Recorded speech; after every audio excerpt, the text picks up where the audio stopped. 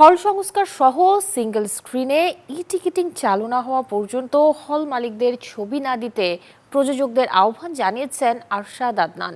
নিজের জন্মদিন উপলক্ষে গতকাল সাংবাদিকদের সাথে আলাপচারিতায় আগামী 1 বছরের পরিকল্পনার কথাও জানিয়েছেন তিনি।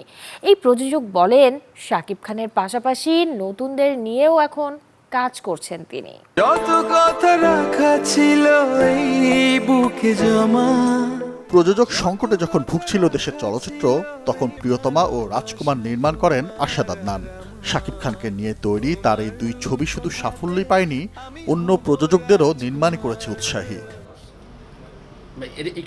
নিজের জন্মদিনে সোমবার বিকেলে গণমাধ্যমের মুখোমুখি হন আরশাদ আদনান। হল সংকট প্রশ্নে এই প্রযোজক বলেন, সিঙ্গেল স্ক্রিন দেশের প্রাণভ্রমরা, অথচ সেসব হলের অবস্থাই নাজুক। আর তাই যতদিন না সিঙ্গেল স্ক্রিন পরিবেশ সহ টিকিটিং চালু হয়, ততদিন সেসব হলকে ছবি না দিতে প্রযোজকদের আহ্বান জানান তিনি। সিঙ্গেল স্ক্রিন আমাদের ছবির প্রাণভ্রমরা। যতদিন পর্যন্ত সিঙ্গেল স্ক্রিনে টিকিটিং সিস্টেম চালু না হচ্ছে, ততদিন পর্যন্ত সিঙ্গেল স্ক্রিনে যেন প্রযোজকরা ছবি না দেয়,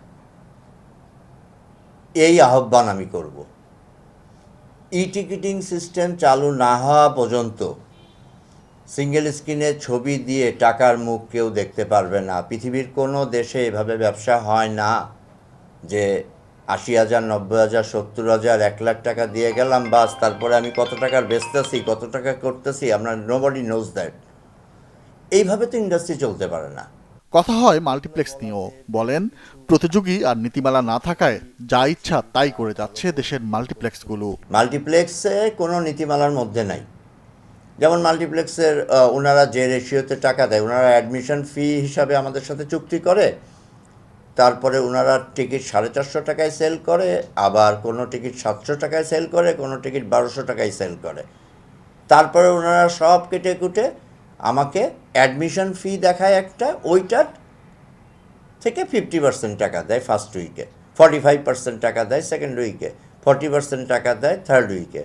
তো এটা তো কোনো সিস্টেম হতে পারে না। পৃথিবীর কোনো দেশে এই সিস্টেম নাই, ইভেন কি ইন্ডিয়াতেও এই সিস্টেম নেই। আমার পাশের দেশ ইন্ডিয়া, আমরা ইন্ডিয়াকে সব ক্ষেত্রে ফলো করি, তাহলে আমরা এই ক্ষেত্রে কেন ফলো করি না?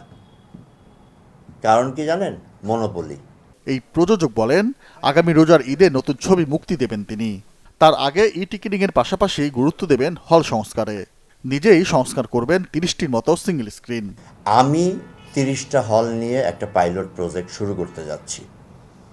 একটা পাইলট প্রজেক্ট 30টা হল নিয়ে, যেখানে আমি সেই হলের রেনোভেশন এবং সেই হলে টিকিটিং সিস্টেম সিঙ্গেল স্ক্রিনে। তার আগে আমি আমার কোনো ছবি রিলিজ দেব না।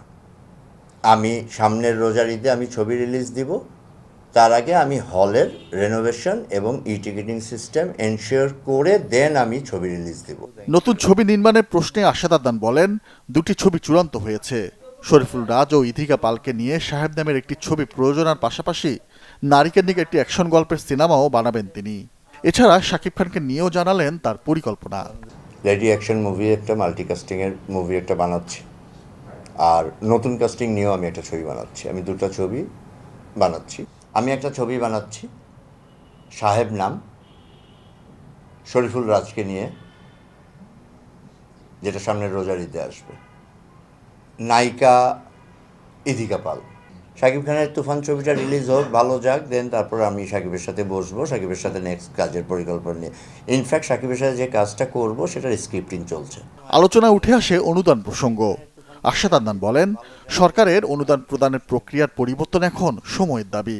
গভর্নমেন্ট অনুদান দিচ্ছে, এটা আপনারা সবাই জানেন, কিন্তু সেই অনুদানের টাকাগুলো কতখানি সদ্ব্যবহার হচ্ছে, we are in doubt, right? আমরা সবাই কিন্তু এটা নিয়ে ডাউটে আছি। কারণ অনুদান দেয় 3 বছর পরও সেই ছবি রিলিজ হয় না। অনুদানের যে টাকা, ওই টাকায় ছবি হয় না।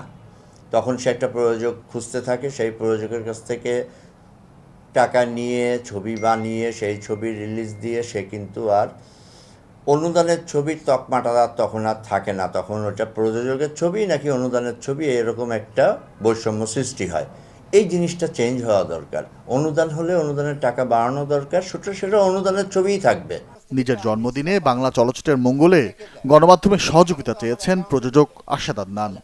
আজকের দিনে আমার জন্মদিনে এটাই আমার প্রতিজ্ঞা যে আগামী জন্মদিন পর্যন্ত আমি বাংলাদেশের চলচ্চিত্র নিয়ে কাজ করতে চাই আপনাদের সহায়তায়। নাজমুল আলম রানা, চ্যানেল 24, ঢাকা।